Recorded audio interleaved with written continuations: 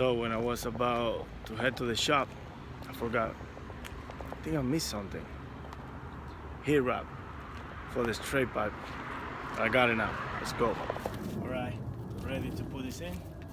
On the space, we have in the Type R hot hatch, baby. Put this right here, of course, to protect the paint and everything. For these clips, it's a huge clips. That's it. Slice over.